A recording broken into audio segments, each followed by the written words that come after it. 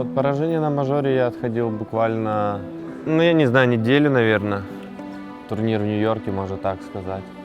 Потом, когда приехал домой, стало полегче. Но вообще я сразу через день, через два понял, что надо идти дальше. Значит, еще не заслужил выиграть мажор в это время. Не пришло время, значит, не доработал где-то. После проигрыша в финале понадобилось было 2 недель, наверное, полностью, чтобы отойти.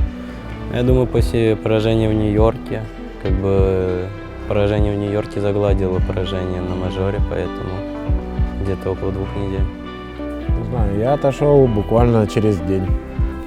То есть уже не привыкать, мы проиграли просто много финалов.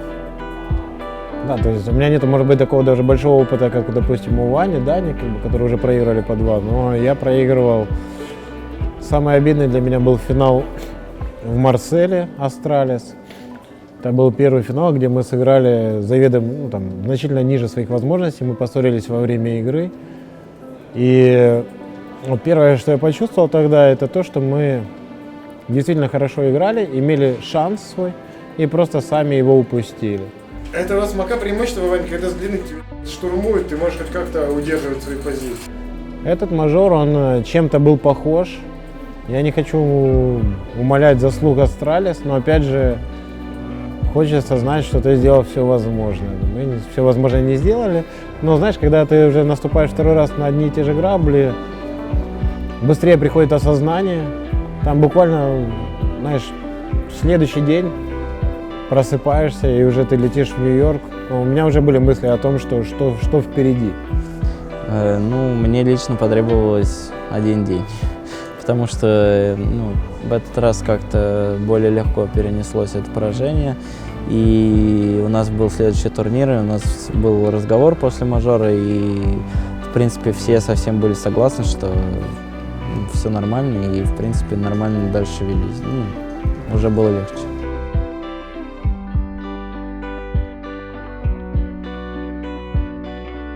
Я считаю, что Нави не хватает, может быть,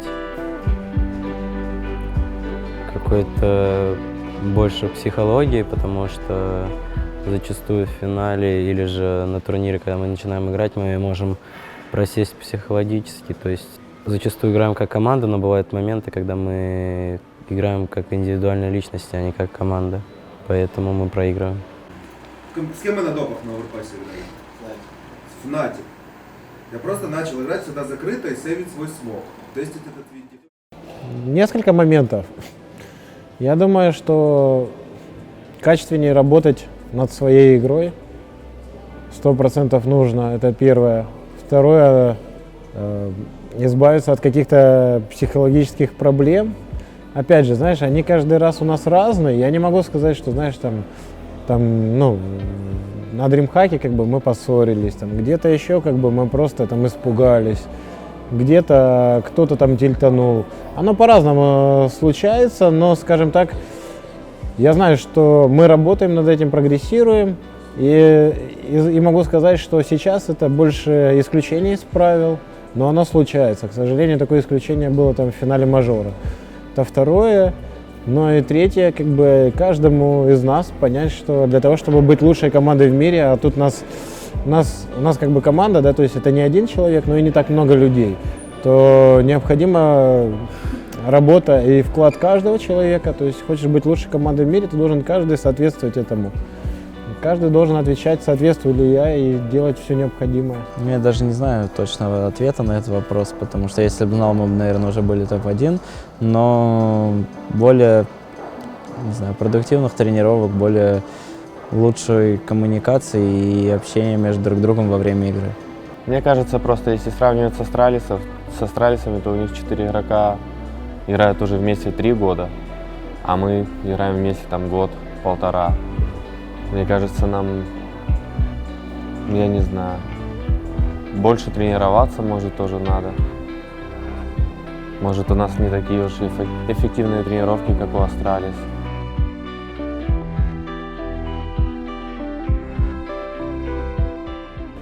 Да, я думаю, что мы все довольно-таки близки друг к другу. Уже год дает о себе знать. Вы просто понимать эту ситуацию, что мы проводим вместе больше времени, чем с кем-либо другим.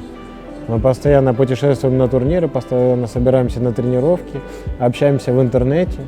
То есть больше общения, ну, я не знаю, как бы даже с близкими людьми, самыми близкими, я не уверен, что кто-то общается больше. Поэтому, да, очень сблизились. Идея, общая идея. Мы ушли, я вас хочу спросить, почему мы ушли, короче, от такого варианта, который, кстати, очень рабочий, и как раз под него бассейн очень тяжело занять. Да я думаю, на самом деле, я уже полностью давно привык к команде, потому что команда мне в этом помогла, как минимум. Все ребята в жизни дружелюбные, поэтому мне не составило никакого труда как бы привыкнуть. Я уже к каждому привык, каждого уже понимаю. То есть если какие-то у человека проблемы, я сразу это замечаю. Легче становится общаться с каждым.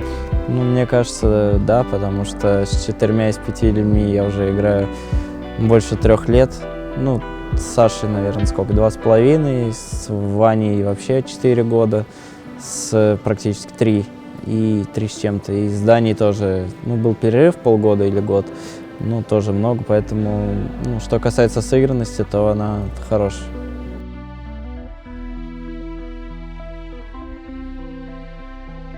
Да, имеет, конечно, значение, потому что это домашний турнир, который проводится в моей стране, и мне хочется, чтобы моя команда тут выиграла, и чтобы все русские фанаты были, ну, рады, скажем так, что на их земле выиграли их земляки. Ну, это очередной турнир, но из-за того, что он находится в Москве, то есть тут наши СНГ болельщики, хотелось бы его выиграть для них. Я надеюсь, что он будет иметь особое значение тогда, когда мы выйдем уже на сцену и будем играть перед нашими болельщиками.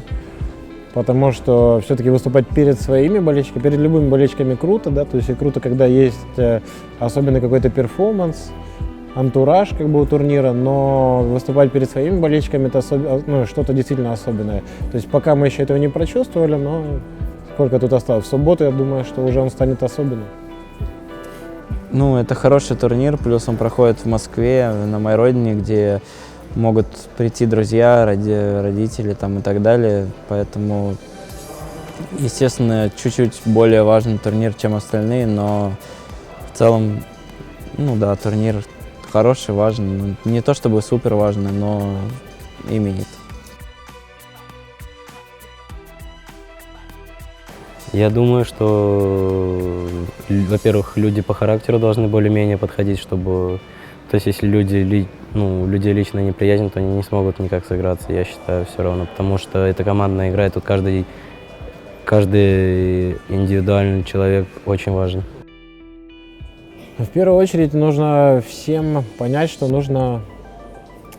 любая победа строится с того, что ты должен победить самого себя.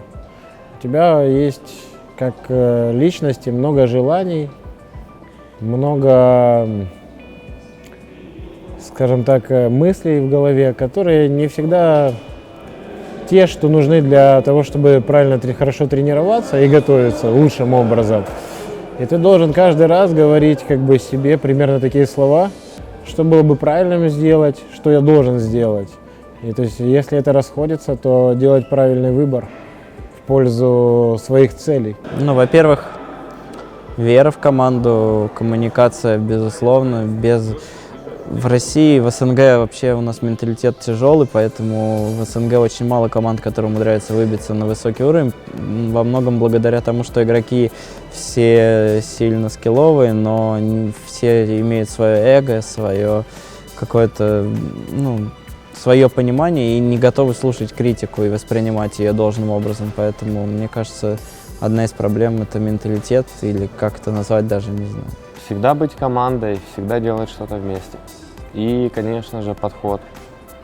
То есть так же, как и у нас и в Австралии есть одна цель, которой все следуют.